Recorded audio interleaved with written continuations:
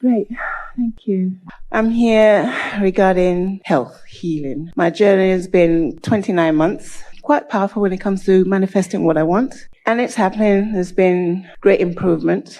But I guess I've come to the stage where I'm wondering, how long do I have to wait? I'm getting impatient, as it were. I want That it. impatience is a tripping point, isn't it? I know that. Because it's an indication of resistance. And certainly it's natural to have. But the key really is, if the processes or the effort are offered in order to improve a condition, then awareness of the condition is constantly in your vibration. And that slows everything down, slows the progress down. So it's hard to do under these conditions. But the key is to reach for the vibration of alignment apart from anything that you're trying to accomplish with it. This is the most interesting thing about this deliberate creation. And the key in hearing this lies in this brief analogy. When you do something in order to affect that, then the fact that it hasn't yet been affected gets in your way. When you do something not to accomplish that or not to affect that, but because it just feels good to do it, now you're on the right path. It's the motive. It's the motive that gets in the way. I'm loving you because I'm supposed to, or I'm doing this because it will accomplish that. I'm going to work because work brings me money, and then the money will make me happy. So backwards.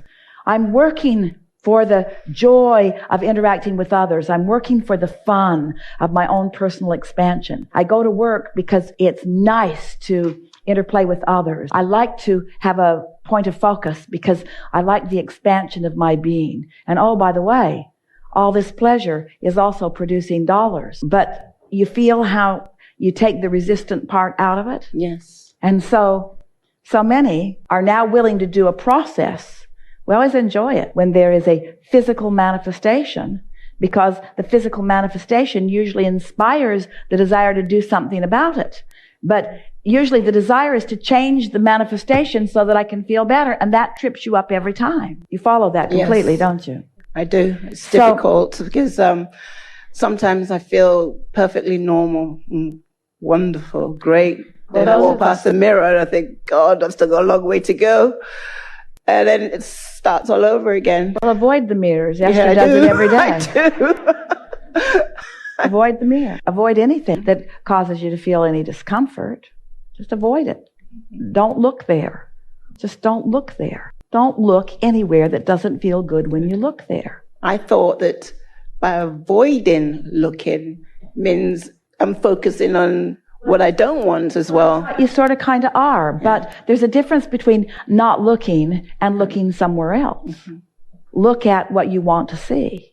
Here's a good way of thinking about it. It will feel a little off the subject, but it isn't. It's right on. And because it will feel a little off the subject, it will be distracting, so it will be beneficial.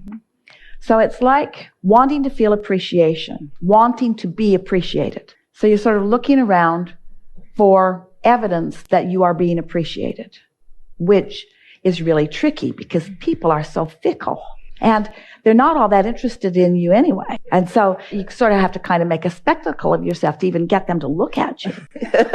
And so it's the hard way of going about it. But you can easily appreciate something. So when you're going for appreciation, rather than trying to get someone to shine it on you, you just shine it outward. So in the same way, focus where it feels good. Don't try to take the subject that doesn't feel good and make it feel good. Just focus where it feels good.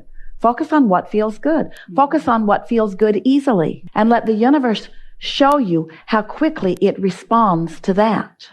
How quickly it responds to that. We were talking with someone many years ago on the telephone. Esther was doing consultations in those days.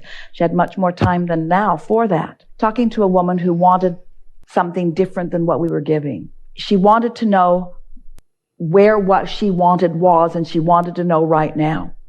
She wanted to know if we knew, she wanted to know where it was, and she wanted to know how to get there. And we knew she wouldn't be able to hear anything that we were saying because she wanted it delivered in a way that it never works. She wanted to defy the laws of the universe in order to get it. And so we knew that the only possibility we had of helping her was to help her into alignment. And we knew that the only possibility of helping her into alignment was to distract her from this wadded up vibration that she had going on. So we said, we would like to talk about blue glass with you. And she said, why? And we said, because you don't have any resistance to it. And she said, I know, I'm not interested in it at all. And we said, which makes it a really good subject. And she said, it's not a good subject to me. Why would I want to talk about something that's not important to me? And we said, because it will offer you a vibration, no resistance. And she said, I don't want a vibration of no resistance. I want what I want, and I want it now. I want to talk about what I want and how to get to it. So we went on anyway. We said, blue glass is really wonderful. It comes in lots of different textures, sizes. Some of it is opaque. Some of it is translucent. Some of it is transparent. All kinds of different textures. She was not the least bit impressed with the clarity of our vision. And so she said, I don't want to talk about that. We said, then let's talk about butterflies.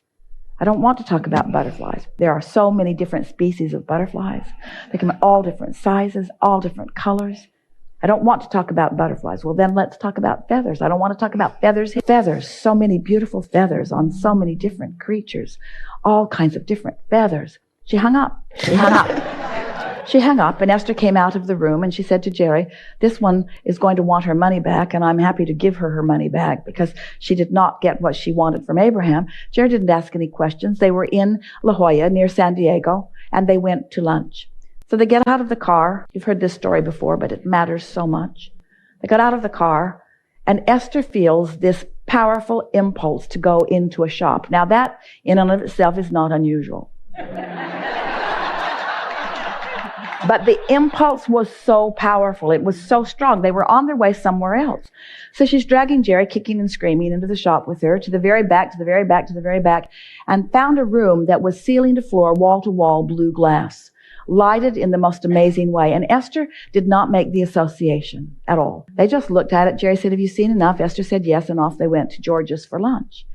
So they had lunch. And after lunch, they're walking down to what's called the Cove in La Jolla. Beautiful, beautiful place where the water and the rocks converge. And as they were walking toward these rocks, they're walking across this grassy area.